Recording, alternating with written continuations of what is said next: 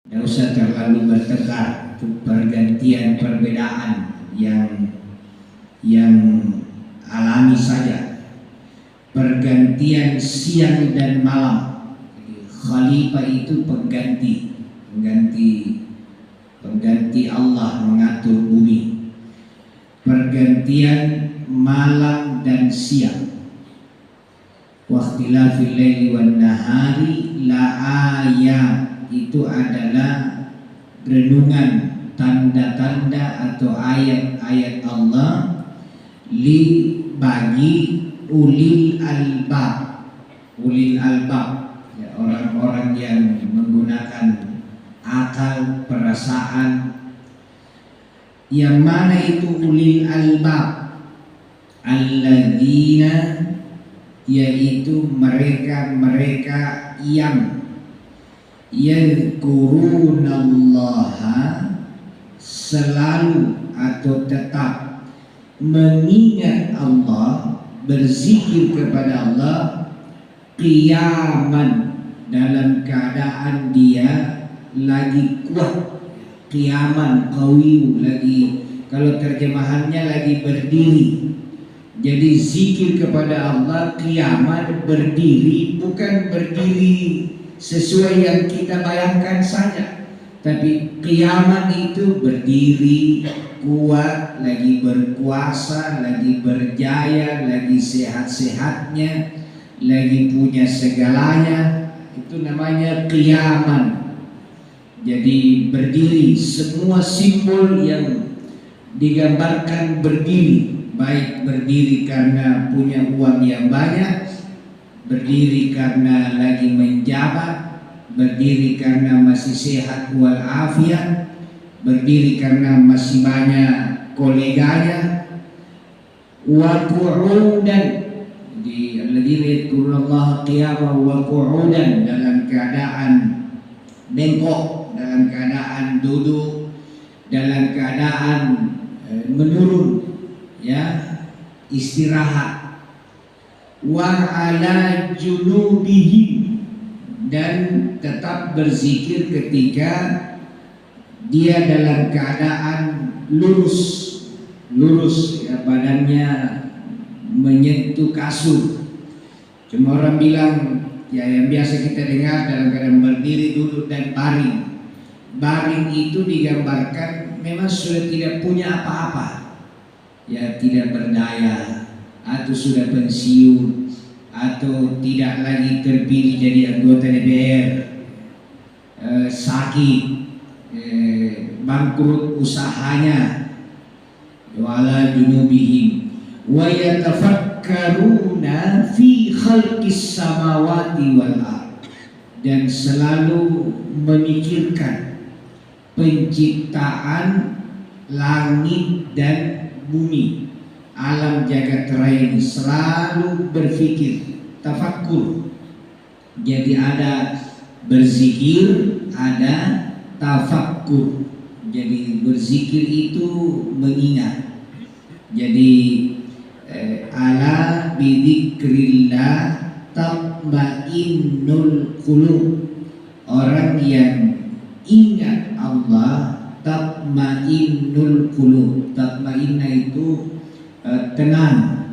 Makanya kalau sholat yang diterima adalah sholat yang tumaknina,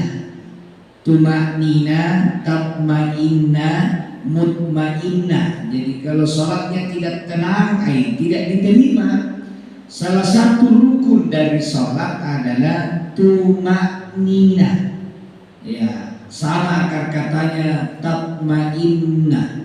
Jadi ala bidzikrillah tatmainnul qulub. Orang yang rajin zikir itu tenang, ya, kalbunya.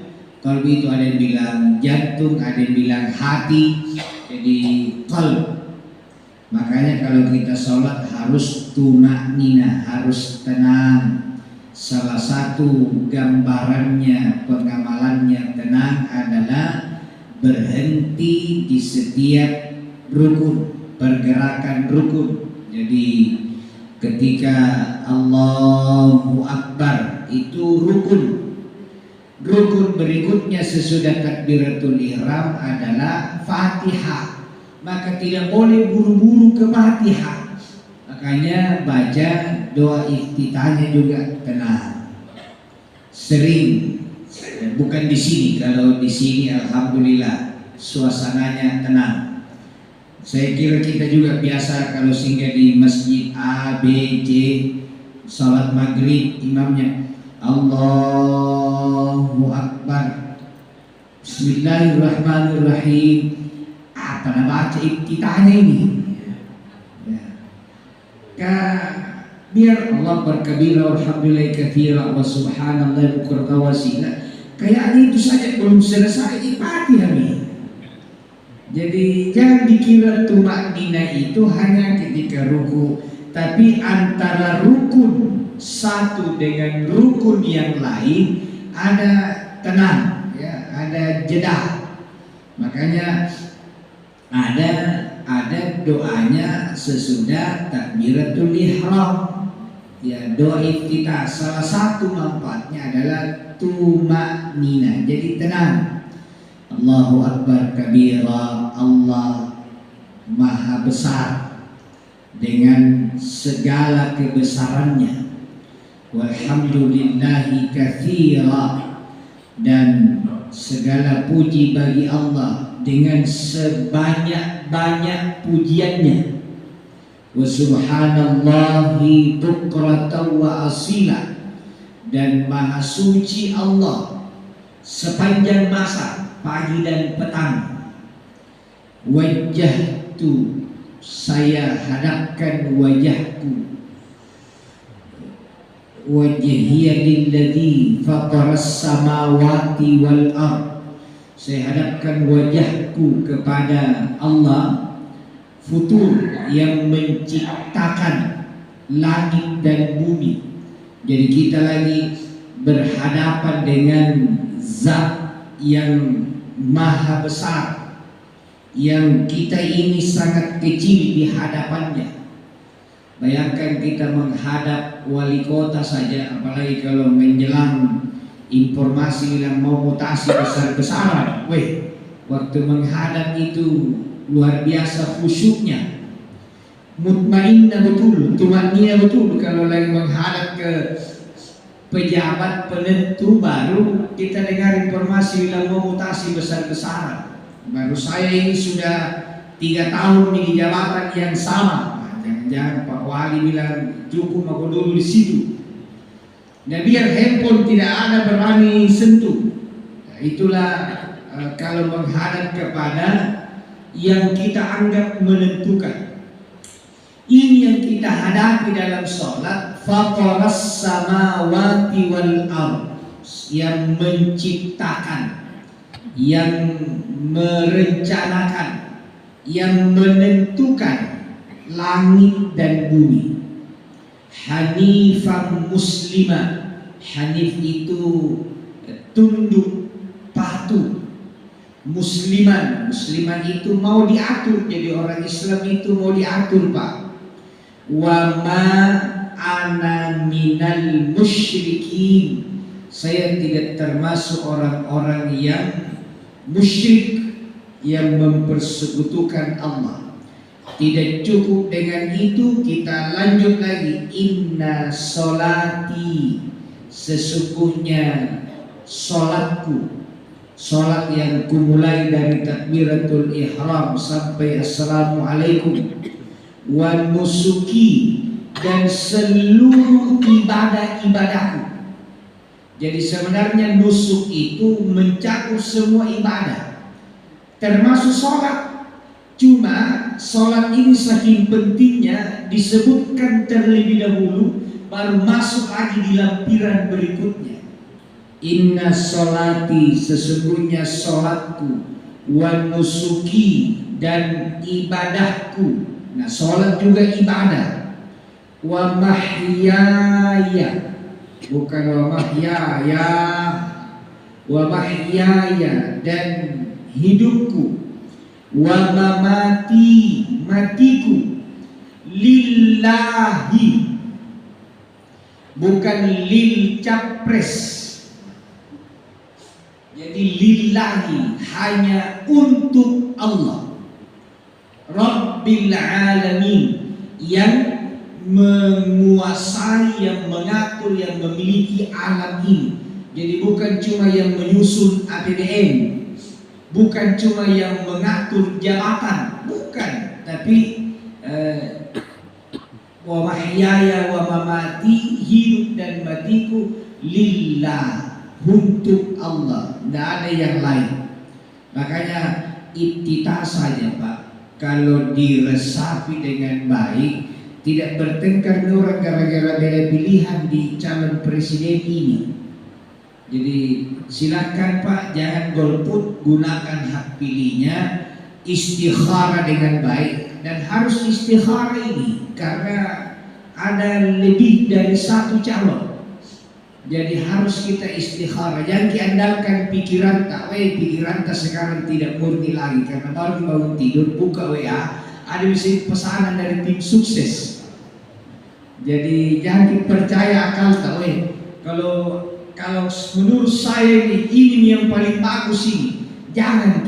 Kita sudah punya banyak pengalaman. Jadi kalau kita istikharah lalu punya keyakinan memilih siapa yang muncul dalam hati kita, seandainya yang terpilih itu sesuai yang kita pilih dan ternyata menyimpang, kita tidak dosa lagi. Tapi kalau kita sudah tahu bilang lamban raki, lalu tetap kita pilih karena pengaruh tim sukses dan ternyata waktu terpilih memang berbuat salah, kita itu berdosa. Jadi beda itu memilih pemimpin yang kita tahu sudah akan bahaya ini dan ternyata memang bahaya, kita berdosa. Tapi kalau kita sudah mohon petunjuk Allah, menurut saya, karena kan kita tidak tahu hatinya orang, kita itu hanya bisa melihat fisik, ada rekam jejak, ada penyampaian visi misi, ada ungkapan-ungkapan, hanya itu yang bisa kita nilai. Hatinya, kita tidak tahu. Kita tidak tahu. Jangankan kita, sekaliber Rasulullah SAW datang orang Arab kampung, orang Arab Badui, ya orang asli, misalnya penduduk Tidung asli, datang kepada Nabi, ya Rasulullah, kami telah beriman, aslamna, kami beriman, amanna. Turun firman Allah, Muhammad kasih tahu, kau belum beriman, kau baru Islam. Itu berat. Pada waktu dia bilang kau beriman, itu Nabi gembira, alhamdulillah. Kalau preman-preman ini sudah beriman, amat mini lorong. Jadi Nabi itu percaya bahwa mereka beriman. Nanti turun peringatan, teguran, Muhammad kasih tahu, jangan bilang kami beriman, bilang kami sudah Islam. Jadi Allah yang kasih tahu, bilang hatinya itu belum beriman, baru Islam, baru mengucapkan 2 kalimat syahadat tapi belum masuk. Jadi hati ini kita tidak tahu. Ada orang datang ke dokter, dia bilang, dokter, apa ini penyakitku ini, supaya bisa dikasih obat karena lama ini. Kata dokter, apa gejalanya? Kita rasakan. Dia bilang, bibirku selalu pecah-pecah, baru hatiku ini, jantungku berdebar-debar. Dokter bilang, itu namanya penyakit, lain di bibir, lain di hati. Jangan serius Pak, ini kenyataan ini ya, saya tanya bikin-bikin ini. Sampai kita bilang, di mana itu dokter? Jadi kan sekarang ini musim penyakit begitu sekarang ini. Ya, sekarang ini banyak penyakit, lain di bibir, lain di hati. Pokoknya 5 caleg datang ke rumahnya, 5 nggak terima uangnya, baru dia pastikan bilang, nih Pak, suara tak di rumah ini ada 4 kan, 4 bagaimana bisa 4 suaranya, 5 yang datang. Jadi berarti 5 kali 4 20. Nah betul-betul dia 4 orang nih. Kalau kita kumpulkan tim sukses, kalau kita kumpulkan caleg yang ada di, misalnya ada Pilapar di sini nih, Dapil 1 ya, Umara ya, Ujung Pandang, Makassar, Rapocini ya, Umar. Itu kalau dikumpulkan caleg, jumlah suara yang didapat itu 10 kali lipat daripada penduduk jumlah DPT. Semua mengklaim begini, jadi tidak mungkin juga dia hitung suaranya kalau tidak ada yang janji-janji. Makanya ini Pak, jadi perlu ini dijaga hati. Nah kalau diresapi tadi itu iftitah, baru potongan pertama, lillahi rabbil alamin, tidak bertengkar orang. Saya mau kasih renungan Pak, mudah-mudahan masuk di Jakarta ini. Prabowo Subianto 2 kali berhadapan dengan Jokowi, kalau bukan bermusuhan kita bilang berhadapan. 2 kali kalah, tapi begitu selesai Pilpres 2019 ditarik masuk jadi menterinya, dan puncaknya sekarang 2024 berpasangan dengan Gibran, putra sulungnya Jokowi. Anies Baswedan itu timnya Jokowi 2014, makanya jadi menteri. Kemudian 2019 berlawanan dan pindah ke Prabowo karena dia didukung waktu pilgub. Sekarang 2024 dua-duanya berseberangan dengan Anies Baswedan. Muhaimin Iskandar 2014 2019 itu pendukung berat dan koalisinya Jokowi. Sampai sekarang menteri PKB masih di pemerintah, dan di 2024 berpasangan dengan Anies Baswedan, berhadapan dengan Prabowo dan Jokowi. Kemudian Mahfud MD, ketua tim pemenangan Prabowo 2014. Nah, 2019 sudah mencari maju untuk jadi cawapresnya Jokowi, cuma detik-detik terakhir diganti oleh Kiai Ma'ruf. Makanya salah satu gantinya adalah Menko Polhukam. 2024 jadi cawapresnya Ganjar Mahfud yang berhadapan dengan Jokowi, Prabowo, dan Anies Baswedan. Ganjar itu tim suksesnya Jokowi 2014-2019, pendukung utama PDIP. Sekarang capres berpasangan Mahfud berhadapan dengan Prabowo, Anies, dan Jokowi. Apa kesimpulannya? Tidak ada teman abadi dan musuh abadi dalam politik. Yang ada Pak, kepentingan abadi. Jadi jangan juga mau tertipu. Kalau ini dipilih rusak akidah, desa nak tuh. Sampai kalau ini yang dipilih masuk ke neraka, hanya ini jangan kita baca itu rekam jejak, jangan begitu terlalu jauh yang 20 tahun yang lalu, jangan. Ini mau 10 tahun terakhir, di 2014 sampai 2024. Ini mau saja. Nah kita dari lingkaran 6 orang ini, kita sudah bisa ada kesimpulan, tidak ada teman dan musuh abadi dalam politik, yang ada kepentingan. Jadi kita yang rakyat biasa saja Pak, jangan juga mau jadi elit, biasa. Jangan bermusuhan dengan tetangga gara-gara elit Pak. Ini keliru ini. Kalau sakit siapa yang duluan datang besuki, elit atau tetangga? Makanya jadi gara-gara elit berkelahi sama tetangga. Lebih baik gara-gara tetangga berkelahi sama elit Pak. Karena yang pertama kali datang besuk kita bukan elit politik tapi tetangga. Jadi lucu itu, salah besar kalau bertengkar gara-gara beda pilihan dengan tetangga. Dan ini tetangga atau ini teman abadi Pak. Jangankan baikkan betulan, baku bombe lagi gara-gara klesi sedikit, tapi baku dinding. Nah kebakaran itu rumah, itu bombe itu paling duluan telepon pemadam kebakaran. Kata kutong terbakar rumah. Artinya masih lebih banyak kepentingan tak dengan tetangga tak daripada yang nonton yang kita nonton dagelannya. Ya, dia bilang kepada aku, Om, ya, dia panggil tenta saya, apa bedanya pilpres dengan tinju profesional? Saya bilang kalau tinju baku bonjogi, kalau ini baku bondegi. Dia bilang tidak, kalau tinju itu sudah baku pukul babak belur berpelukan. Kalau debat tidak bersama.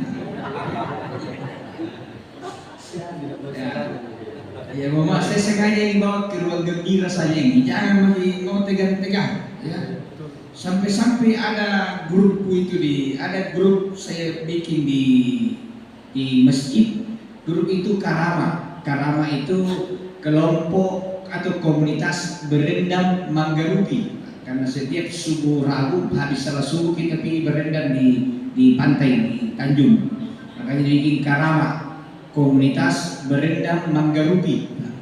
Sekarang tidak lagi komunitas berendam, pokoknya pagi muncul bisa gitu. Saya share rekaman video Jaki mau tegang gara-gara capres ya, silakan. Insya Allah semua pasangan ini siapapun kita pilih tidak membuat kita masuk neraka. Ya, jangan percaya sama itu postingan bahwa hanya ini tidak. Sudah bagus semua ini ya, cuma memang pilihlah yang terbaik dari yang terburuk.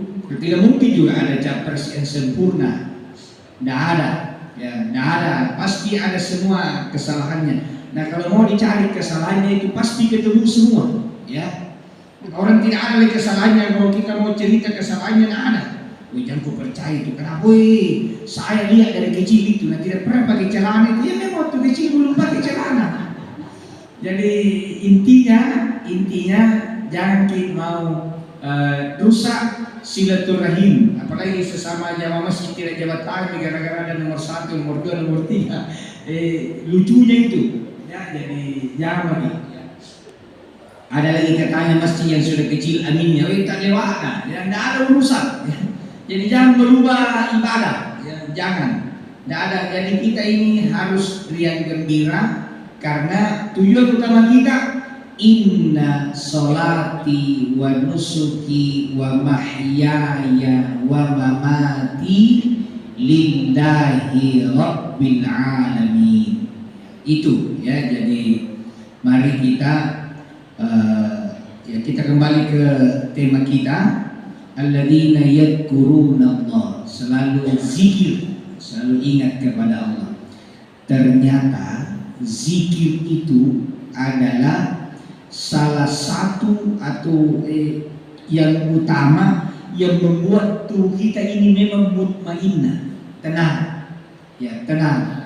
Jadi kalau kita berzikir itu akan membuat jiwa kita sehat, badan kita sehat, karena begitu diucapkan oleh lidah itu otak kiri yang kerja, Pak. Jadi misalnya astagfirullahaladzim, itu otak kiri. Otak kiri ini mengatur semua organ yang kanan. Nah, yang kanan ini sebenarnya kerjanya ringan. Jadi kaki kanan, tangan kanan. Kemudian begitu zikir itu diresapi dengan qalbu, otak kanan lagi yang kerja. Jadi otak kanan itu mengurus bagian yang kiri. Di kiri itu ada jantung, di kiri itu ada perasaan. Makanya kalau berzikir di mulut saja, nah itu hanya satu badan yang diurus. Tapi kalau berzikir dengan hati, direnungi dan goyang mulutnya, jadi astagfirullahaladzim, ya Allah ampunilah kami, wahai yang maha agung, maha besar. Direnungi, mohon ampun, dirasakan dosa-dosa kita diampuni, maka jantung kita sehat ya, kalbu kita tenang ya, turun. Itulah sebabnya kalau kita marah, kata Nabi, duduklah. Kalau kita berdiri marah, duduk, karena ternyata semakin dekat kita dengan gravitasi bumi, dengan daya tarik bumi itu semakin tenang perasaan. Jadi kalau kita marah di sini sama anak, misalnya di atas ini para wali-wali sih Pak, jadi naik kejar itu anak, sampai di atas itu pasti dicubit ini anak. Jadi kalau ada di atas lantai 2 ini anak ribu, baru kita mau marah, baru naik kurang ajar gitu anak di atas, sampai di atas itu natapin. Jadi karena dia lagi naik. Tapi kalau orang di atas baru di bawah ribu baru dia turun, biasanya sampai di bawah itu tidak jadi marah karena dia turun. Istighfar itu menurunkan tensi. Ya, istighfar, kemudian istirja, inna lillahi wa inna ilaihi raji'un, ya, itu menurunkan. Dan pergerakan saraf ini, pembuluh-pembuluh darah ini, kalau dari bawah ke atas itu kecepatannya 240 km per jam Pak. Ini kecepatan. Ini bukan Satamanggung yang bilang, ini hasil penelitiannya dokter orang-orang pintar. Kita ini cuma membaca. Kalau Satamanggung itu yang dia tahu cuma Barsanji, tapi ilmunya ini dari orang pintar. Kalau turun Pak, ini tubuh ini bergerak, itu jantung memompa, baik memompa informasi apa itu, kecepatannya 320 km per jam. Jadi cepat sekali itu. Bagaimana itu cepatnya itu 320 ya. Saya bulan lalu dari Jakarta ke Bandung, ya, dari Halim, dari yang kereta cepat ke Bandung, itu kecepatannya 350 km per jam. Nah, tidak terasa itu. Jadi 46 menit dari Halim ke Padalarang, ya, ke Bandung. Pulang juga begitu. Padahal kalau naik mobil biasa itu 4 jam. Ini cuma 46 menit kecepatan. Nah, ternyata di tubuh kita ini kecepatannya kayak begitu. Jadi 240 km kalau naik, 320 kalau turun. Apakah naik turun itu dari kaki ke kepala atau dari kepala ke atas? Oh, tidak. Kalau turun itu artinya kita dalam keadaan bahagia, kita dalam keadaan tenang, kita dalam keadaan santai. Makanya cepat, sehingga orang yang selalu tenang santai itu sehat karena metabolismenya lancar. Tapi kalau menggerutu, marah-marah, ngambek, was-was, dapat dimiliki calon kuning, itu melambat tinggal 240. Jadi dari 320 menjadi 240, ya, jadi kurang. Makanya kalau suka orang marah-marah, mojo, ngambek, ya, tersinggung, itu metabolisme tubuhnya itu melambat sehingga gampang kaku. Kalau kaku di sini Pak, itu kan tekanan darah. Makanya kalau kita tekanan darah tinggi, dikasih obat dibilang ini penurun darah, sebenarnya pengencer darah. Karena itu tekanan darah karena itu kan kaku. Kasihlah obat pengencer. Ya, padahal sebenarnya obat pengencer darah paling bagus itu adalah santai, ya, tenang. Dan kunci ketenangan adalah zikrullah. Ala bidzikrillah tatmainnul qulub. Jadi sudah ada di dalam Al-Quran dibaca. Sekarang itu doktor, profesor baru pindah teliti, tapi sudah ada dalam Al-Quran. Makanya kalau Quran bilang lakukan saja, belakangan tahun pilih tahu. Jadi bahasanya kipas dulu baru tanya. Jangan pernah tanya. Kalau perintah Allah lakukan, jangan tanya. Kalau larangan Allah tinggalkan, jangan tanya. Bayangkan Pak, kita sudah tidak memakan daging babi, ya, itu sejak tahun 570, ya, ketika Nabi jadi Rasul, ya, 611 itu sudah tidak makan babi orang.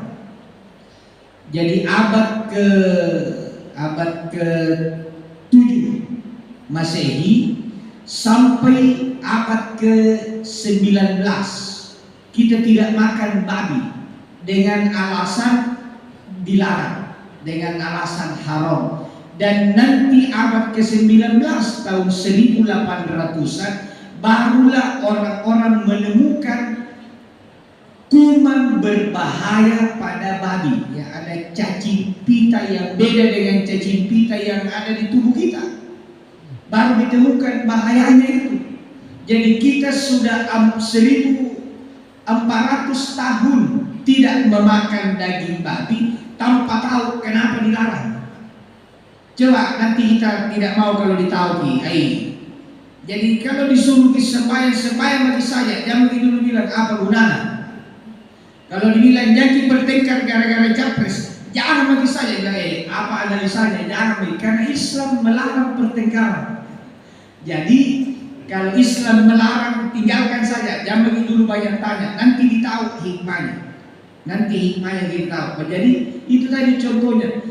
Dari 1400 tahun kita tinggalkan karena Quran melarang, nanti tahun 1900-an barulah kita tahu, 1800-an akhir barulah kita tahu bahwa ternyata pada daging babi ada virus yang sangat berbahaya kalau kita makan. Itulah kita ini beruntungnya orang yang beriman. Ya, mudah-mudahan kuliah subuh ini ada manfaatnya, menambah hasanah kita.